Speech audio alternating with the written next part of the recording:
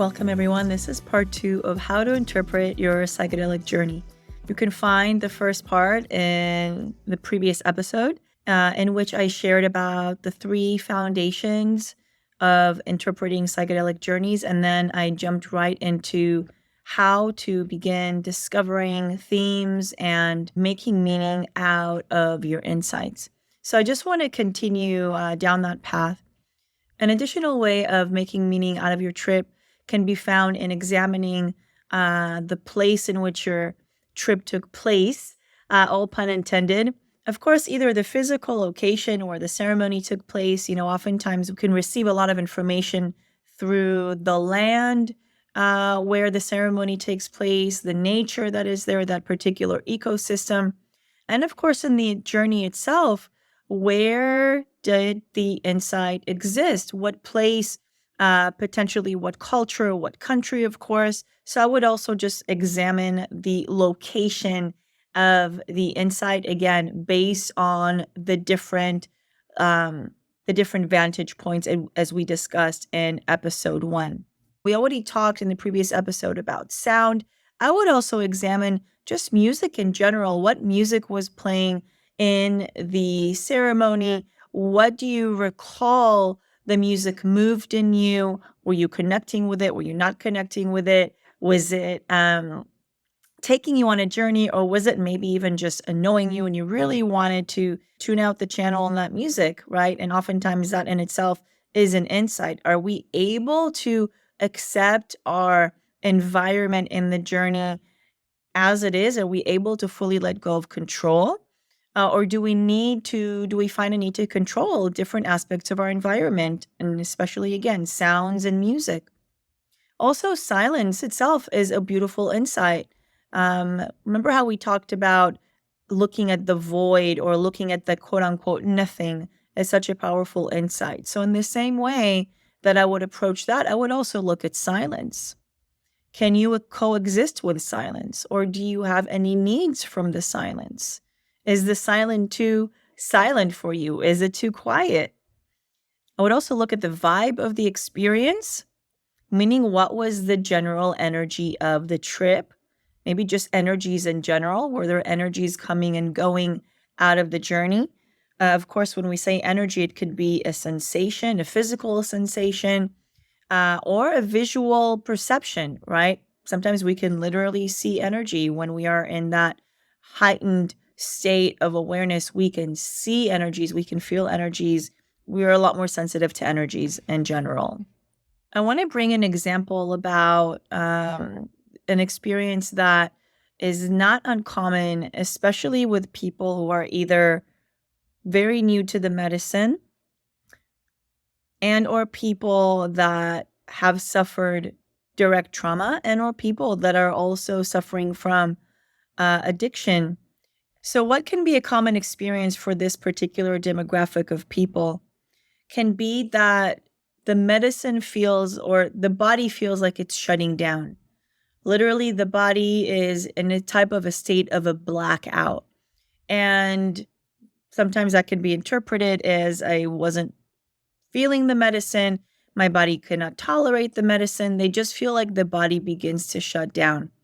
And that can look like laying in the fetal position, resisting, maybe vomiting uncontrollably, maybe a rapid heart rate, maybe a loss of consciousness.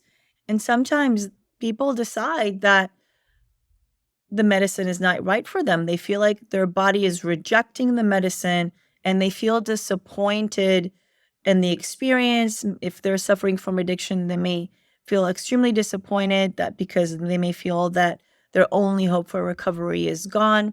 And one way to interpret an experience when, again, there is a blackout or a shutting down is that it could be that these people did not have really useful internal navigation and self-regulation tools to be able to meet the medicine. So I'm talking about breathing. I'm talking about being aware of the resistance and notice the resistance to insights. Scanning the body to potentially locate where the resistance is, where the contraction is. Learning how to surrender. calling in for assistance, maybe to hold their hand and help them through this portal, this bottleneck. And basically, I'm suggesting that it's not necessarily that the body is rejecting the medicine. It could be that the psyche is rejecting the medicine because it may not be in a state of receptivity. It may not be adequately conditioned and prepared to meet this level of awareness and this level of powerful healing. So there's almost like an unconscious inclination to run away from the medicine, an unconscious decision to avoid examining the deep trauma and pain. And this is for lack of proper support and safety. So they feel unsafe, they weren't adequately prepared, and indeed the body shuts down. And of course, I just want to say a note on safety. Safety within the ceremonial space is so incredibly crucial to be able to have a deep and powerful experience in a way that is kind and not challenging. And when there are safety issues within the container, it could literally trigger safety issues from early childhood that have caused the individuals to dissociate in a way that is not unlike the ways that they have dissociated in the ceremony.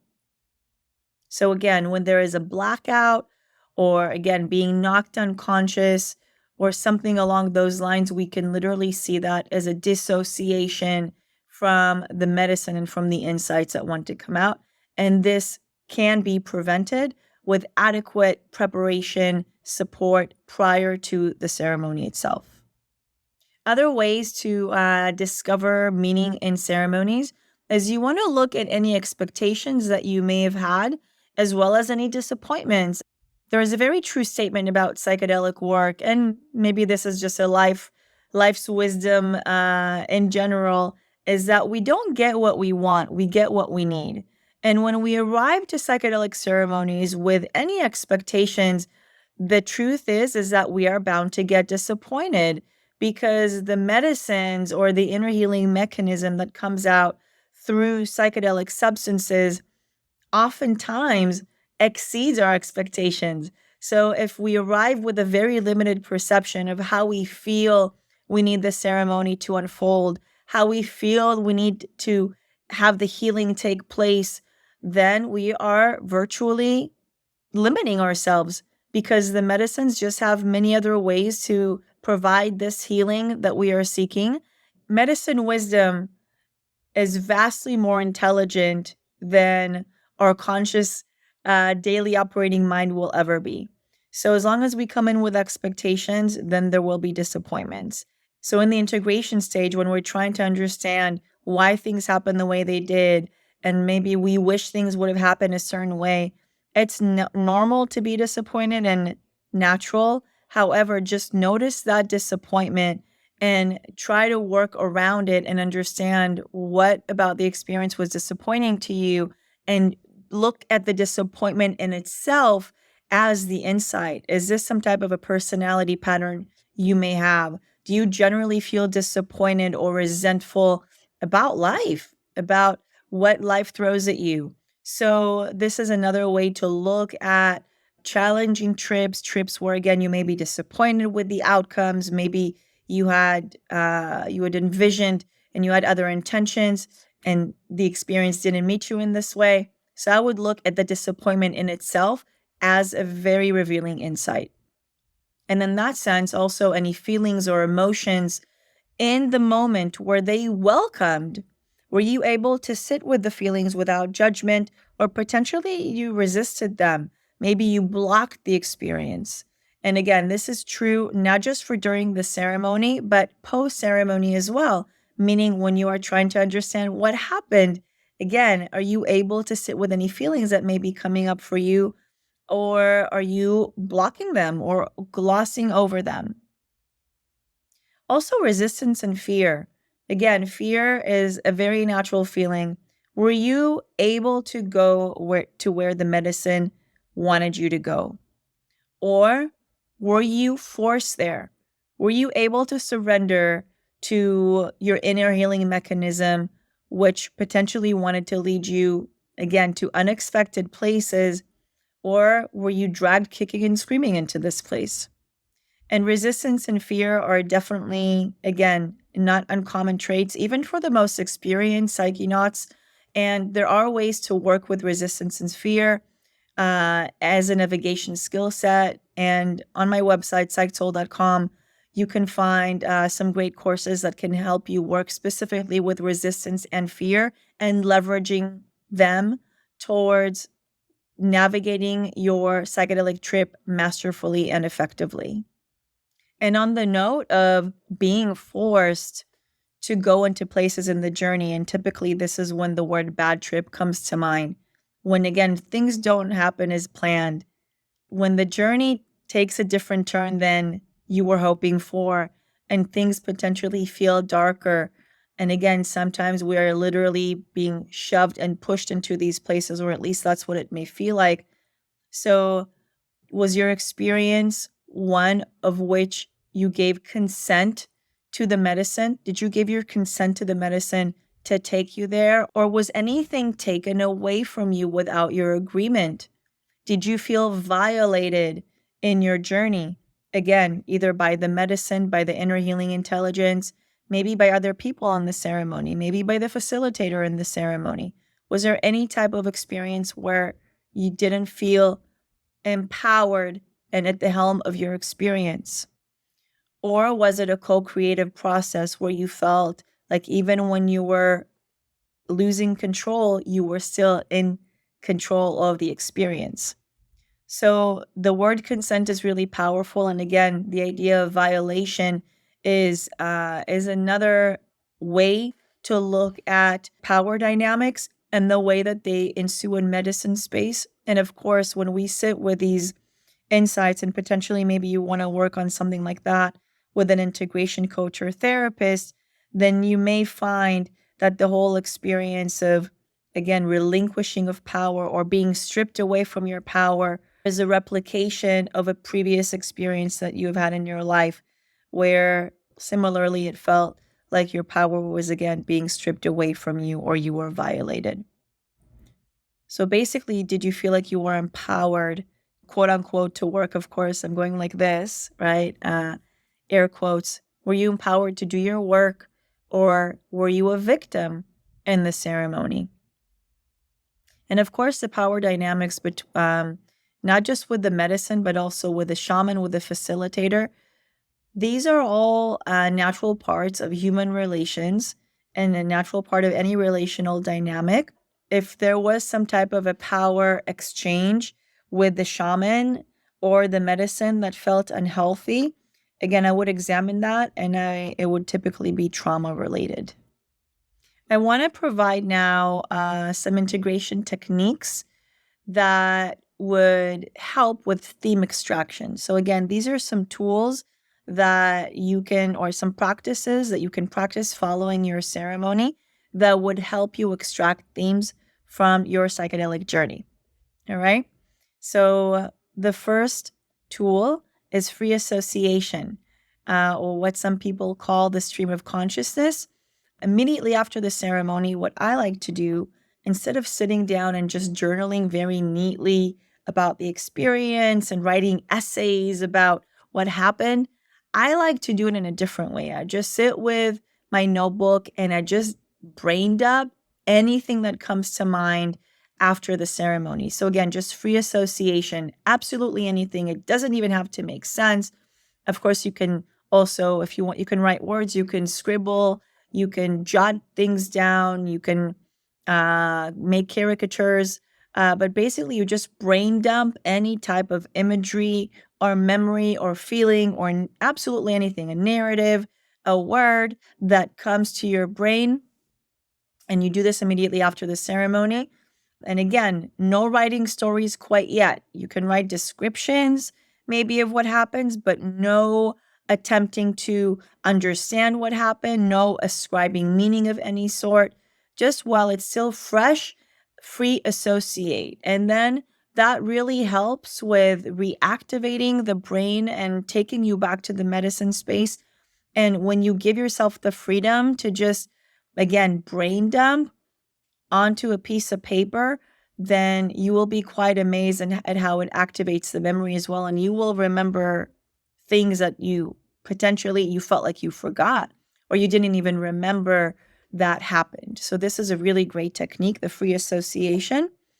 And then when that is done and when you feel recovered and you're ready to move through into a more active integration stage, I would read through what has been recorded and then I would begin analyzing, right? So I would look at the words and I would begin to highlight commonalities. Maybe there are certain word groups. Maybe you notice that you used a lot of feelings, words, adjectives.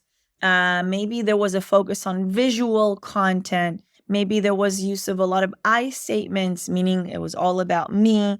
Maybe the focus was descriptions of situations or environments as if looking from the outside or witnessing. Maybe there was a description of what happened in relation to external events, like a lot of writing about other people in the ceremony, or writing about the shaman or the music, etc. Maybe you can see from your words and again from any of the recording, you can begin to articulate that there were cycles in the ceremony. For example, maybe there was a cluster of experiences that overall seemed to belong to maybe like family healing, right? And maybe there was another cycle in the ceremony where you felt very pulled to be active in the ceremony, like you were singing songs and maybe you were asked to assist someone else. Um, Maybe there were parts in the ceremony where you felt more happy and free versus other parts where you were finding it very difficult, maybe on your hands and knees, nonstop purging. So even within the ceremony, there are cycles. So again, when you look over your brain purge, then you want to see if you can find any of these cycles. And also maybe you can articulate or you can sense that there was a difference in your presence quality. Were there times in the ceremony where you felt like really engaged with the medicine, you were in dialogue with the medicine, and maybe there were other times in the ceremony where the medicine was just kind of doing its thing and you were maybe kind of taking a back seat, maybe you were more resting while things were happening. What was your level of engagement and presence within that ceremony? So these are some ways to find themes. And then your next step would be to choose up to 3 themes and only 3 themes, but to be honest, focus just on one, maybe 2 max, and that's preferred. Because again, you really want to allow ample space to sit with the 1 or 2 themes. And so you can just really sit with the juiciness of it and the richness of it. And so you could be in full attunement and attention to it. So choose 1 or 2 themes, ones that seem the most relevant and pressing for you to work on in the integration process. And if there were more than 1 or 2 themes, which very well could be, make a conscious decision to just put them to rest for the time being and knowing that you can always revisit them at another time when the time feels right. So this is a great integration technique for theme extraction out of any psychedelic journey. Raise your hand if psychedelic medicines have changed your life. Raise both hands if you are a cisgender female that wants to serve in the psychedelic renaissance as an integration coach, a healer, or a psychedelic therapist, but has no idea where and how to begin. Soul Sister, welcome home to the Psyched Souls Integration Coaching Certification Program for Visionary Women, our best-selling 6-month professional training and personal development program where you get to dive deep into your own integration practice way beyond meditation and journaling while getting certified as a high-caliber psychedelic integration coach and guide. In our iconic program, you do your work through an experiential, creativity-centered, and system-rebelling transformational vortex that is grounded in proven methods and expert-level technologies, preparing you to take root as a psychedelic leader in your community. You have full intention to participate in this revival? And we provide you with the know-how, with the tools, and with a full body confidence to create it. So if you are a psychedelic informed woman with a huge heart of service that is ready to get off the fence and unapologetically step out into the world offering psychedelic support, stop playing small sister, take a leap into your soul aligned, paradigm shifting service career in the psychedelic revival and help spread more light consciousness in the world. Learn more and apply at psychsoul.com/training. Also, be mindful that whatever happens after the ceremony is part of the ceremony. A lot of people make the mistake of thinking or believing that as soon as they can get off their mat and walk around and they don't see any visuals or they're not hallucinating anymore, that they're back to quote unquote normal default consciousness, then the ceremony is done. Well, I encourage you to remember that even physically and neurobiologically, on the neurochemical level, it takes at least a few days to return to a balanced state. So, our brain typically is in a state of neuroplasticity for up to 2 weeks after the ceremony. So, essentially, the medicine is still active within us. And the more that we create space after the ceremony to allow the medicine to continue percolating, then it is very likely that we will continue receiving insights. More insights will come to us, especially in our dreams. You may notice that you're having more dreams, maybe even you're sleeping more. This is a very normal part of any psychedelic experience, is to maybe be drawn to have a little bit more space or more rest following a ceremony. And this is because, again, the psyche is not yet done processing. So you want to leave more space for the days after the ceremony. I like to take at least 3 days, sometimes even a week if I can. It's not easy, of course, when we have, our human's life when we have to take care of our human and do all the adulting things. But I mean, for me, this is really part of a healthy integration process, right? Is to understand that the ceremony is still happening. And I want to just not just give reverence to the experience, but really make the most out of it. So if the medicine still wants to talk to me, absolutely, I want to be there to hear it. So I will make more space for sleeping, resting, and dreaming. I will notice the symbolism in my dreams and my meditations. And then I will also become more aware of any synchronicities that are happening in my daily life. Because again, life is typically a mirroring of our internal reality. And I will be more aware and more alert of any characters that are in my life at that time, any conversations that I'm part of at that time, and any opportunities that come to me at that time. Because as far as I'm concerned, this is all part of the ceremony and part of the medicinal experience. And I will notice what reality is being manifested in my real life. Basically, how is the medicine continuously speaking with me even after the medicinal effects? Again, the visual hallucinations, the alterations of time and space, even though maybe that part of the ceremony is complete, I can still be aware that the ceremony is still happening, and I'm going to participate in it as if it is still happening.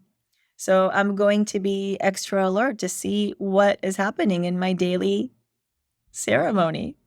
And finally, I want to share a few tips for the integration process, right? So, number one, I always release any expectations to have visions as a means of getting insights, basically utilizing visions as my measurement to see if the psychedelic or the sacred medicine is working. We have to accept that the medicines speak and teach in a million different ways. We have to be open to the fact that the lessons will be delivered in the most surprising of methods. So allow yourself to be in awe, allow yourself to be curious, and just Let things happen as they are.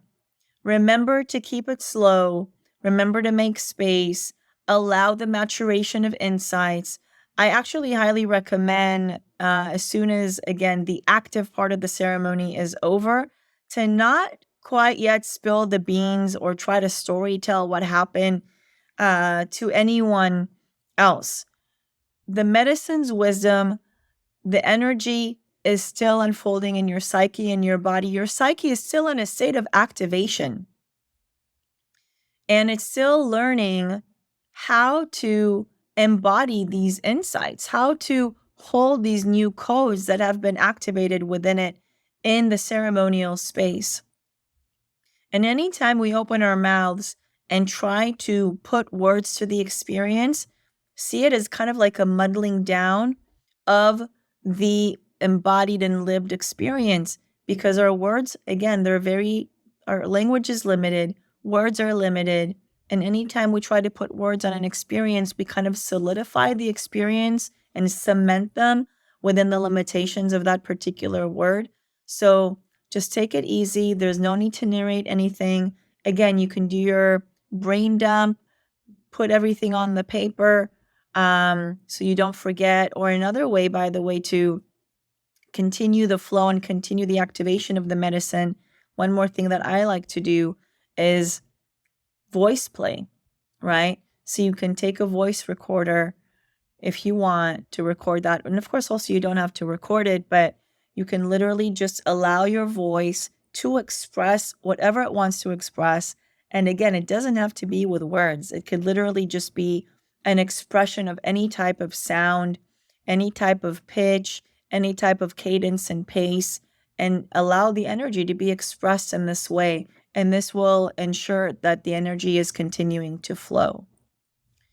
And then remember that especially cryptic or confusing insights and themes, they will probably keep evolving and clarifying through subsequent ceremonies, right? So in your integration practice, in your active imagination practice, literally these things are, they become, on the integration path, they become a part of our lives and they become a ceremony. So give space and time for whatever seem, again, insights that seem confusing or visions that make no sense.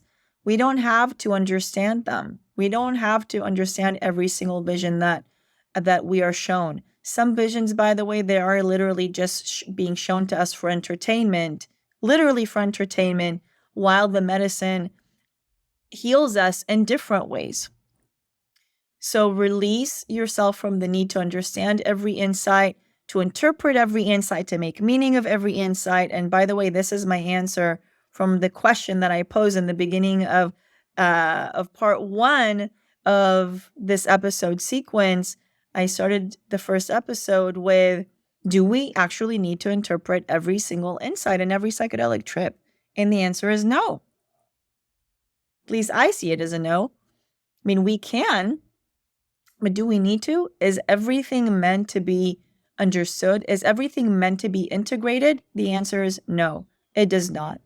So release yourself from the need or the preoccupation to have everything that you see have meaning, be interpreted, or be integrated. And just trust that a lot of insights that may be confusing now, they're actually just taking time to mature. They're maybe waiting for timing to be right, maybe waiting for you to mature right along with them. And then they reveal themselves. And sometimes literally, you can have a cryptic insight and have no idea why you saw what you saw. And then lo and behold, 3 years later, while you're driving on the highway, it hits you and you understand exactly why you saw that vision, what it means to you at this time, and how you can use it to change your life for the better. So having trust and faith in the journey is a huge part of it. Again, trusting in the great mystery as a baseline foundation, understanding that the great mystery is part of the journey and that we are learning to just be in surrender to that aspect of the human experience. And then finally, also just be aware of how our thoughts and words and actions create our reality. They say that the universe always communicates with us, but most of us are honestly too preoccupied to listen. And the beauty of integration, the beauty of the integration way, is that it is a mindfulness practice that creates space for us to be in dialogue with the unconscious outside of the ceremonial space. So in the here and now, in your daily life, no matter the action you take, you can choose to be in dialogue with your unconscious. And of course, it takes practice and learning how to be in dialogue with it and learn to embrace it and learn to just communicate with it, even when we have a million things happening day in and day out. But the more that you practice your integration methods, the more that it becomes second nature to you, and the more that the unconscious becomes a part of your life. And thus, every day of your life becomes a psychedelic, soul revealing, soul manifesting ceremony. So, this concludes part 2 of how to interpret your psychedelic journeys. Of course, I have to say that this is just a portion of what I teach in the Psyched Soul Play School's integration coaching certification program. We do have additional pro level interventions that we teach in the school in regards to interpreting and making meaning of psychedelic trips.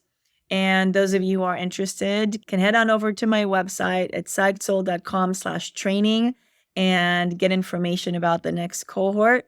We'd love to have you a part of our program. You can also feel free to email us at support@psychedsoul.com and let me know how this episode has inspired you. You can also go ahead and leave us a great review to make not just this episode, but our podcast and the content that we are sharing, to make them available to more people, to help them navigate and integrate psychedelic journeys safely and effectively. Thanks for tuning in. And remember, it's not the psychedelics, it's the integration.